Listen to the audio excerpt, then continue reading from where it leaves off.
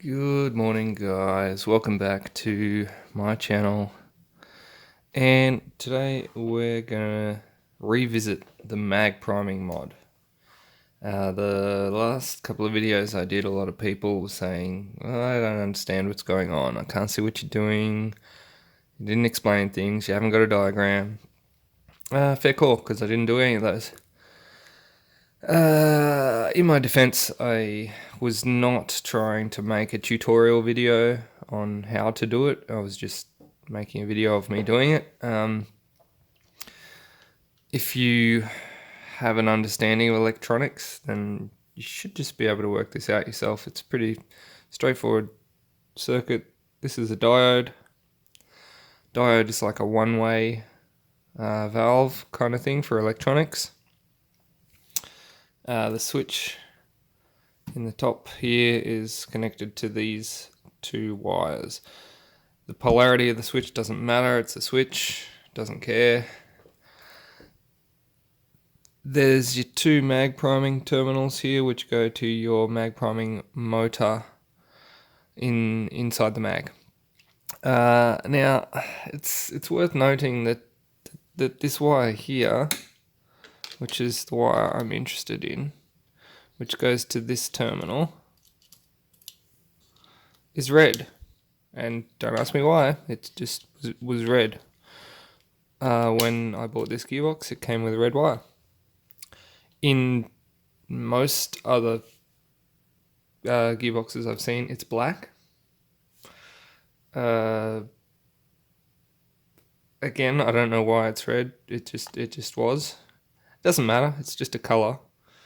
But traditionally, this wire is black, and it is the negative terminal of the mag priming motor, for what it's worth. So negative black, positive red. It's usually a good.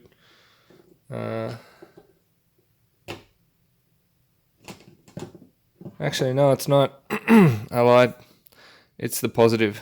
That's the positive of the mag priming motor. It's usually black. I don't know why you would have positive black anyway, but it doesn't really matter. It's just colors. This terminal is the one we're interested in. This one, which is the furthest back. Focus.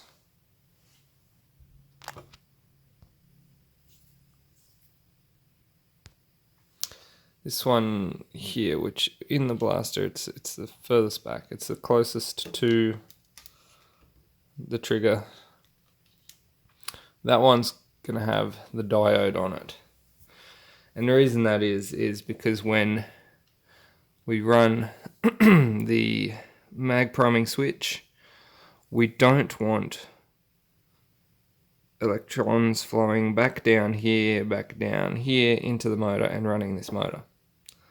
Because it's kind of defeats the purpose. If you do it wrong, pulling the charging handle will have the same effect as pulling the trigger. Because effectively these two motors are in parallel and these two switches are in parallel. So without the diode in place, when you pull this charging handle back, you can't see the charging handle, when you pull that back, it just turns the circuit on and both motors run. And that's no good. We can't have that, because otherwise we'd just be pulling the trigger. Alright, so what I'm going to do is I'm going to solder this diode in here. Anywhere in this wire is fine. In fact, you could even do it on this wire here. I've seen a lot of circuits where they have the diode, I think, down here near the motor. Doesn't matter, as long as it's on this bit. Let's keep it simple. Stick it here. Alright, it can be. I think on one of my videos I put it here because I had to join the wires anyway, because on this particular blaster shell the mag well is a little bit further forward. on most blasters the mag wells are here, so the wires have to be extended. And I just thought, because the wires have to be extended anyway, that's a convenient place to put it. And so I think that's what I'm going to do with this one too.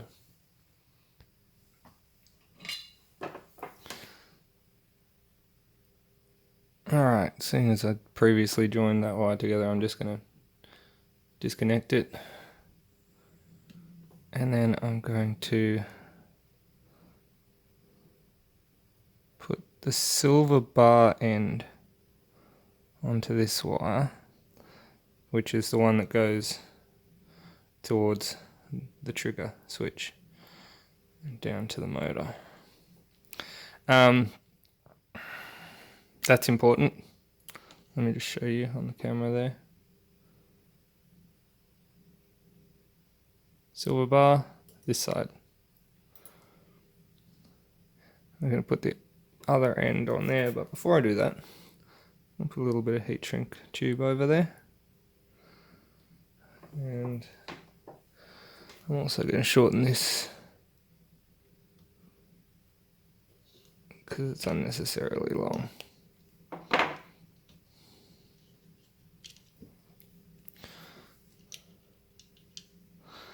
It does help to like clamp these down in like a little pair of helping hands or something.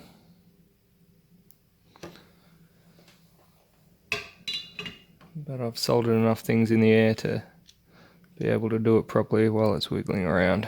Alright, so I'm just going to hot air gun that. Gosh, that's satisfying. I love watching that shrink.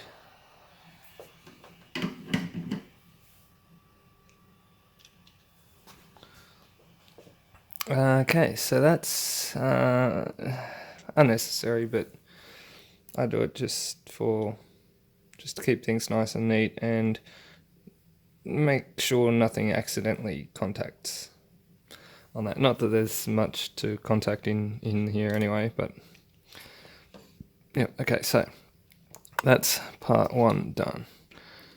Got the diode there, so when the mag prime switch is pulled, it won't turn this motor on. Now, still got these two wires. The polarity of these doesn't matter. You can put this one here and this one here, or that one there. It doesn't matter. It's a switch. Okay, now I'm going to put this one on the same terminal as the diode. So the terminal we just soldered the diode onto here, I'm going to put this wire, and I'm going to put it directly onto the terminal. I could have put it here where I put the diode, or no, you can't put it there, but you could put it on this terminal or on this side of the diode, on the black side of the diode. I'm just going to put it on the terminal because it's easiest, and I will clamp this.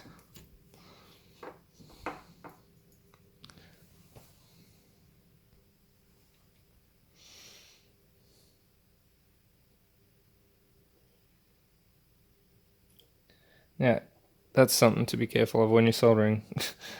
Try not to knock the original wire off the terminal. So you want both the wires, the original wire and the new wire, to be nice and firm and solid on that mag terminal. Now the next half of the switch, this one here, we need to connect it to the negative. Now I find the closest negative to connect to is just on the top of this switch here. So there's the negative from the battery, comes in here and goes to that switch. And so that is the closest negative that I've found, and that's the one that I'm going to use.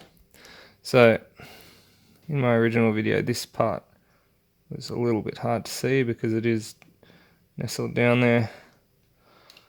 where you can't see it. So I try to do this in a way that it's more visible. It's going to be quite difficult to do that. I think for what it's worth,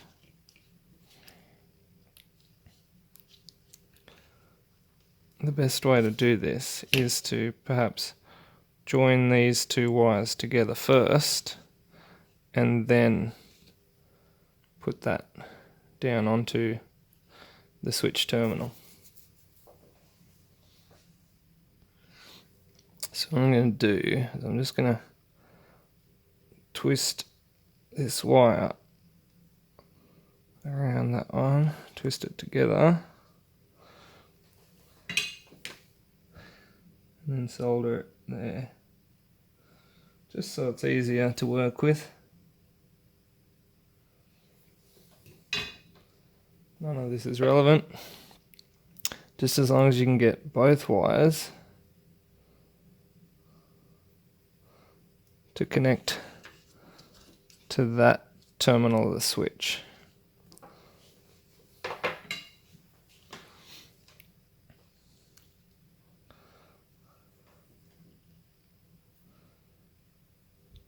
Now you may note there's no heat shrink or anything here. There isn't, because that's how it is from factory. So I'll just leave it that way. Alright, so that is job done. You got one half of the switch going to this negative terminal on the trigger mechanism, or trigger micro switch I should say. The other half going to the mag, this spring here. You've got your diode down here, in between here and this bottom terminal of the switch. That is as simple and as difficult as it gets. That should be all the information you need to do the mag priming mod. If you're still confused about that, then maybe you can find someone who's a little bit knowledgeable about electronics who can do the job for you. It's really a simple job if you know what you're doing. If you don't know what you're doing, then obviously it's not as easy. But there you go. I suppose now we should test it, because otherwise I've probably just been sitting here lying to you the whole time, because apparently that's what I like to do. Alright, I'll chuck a mag in there.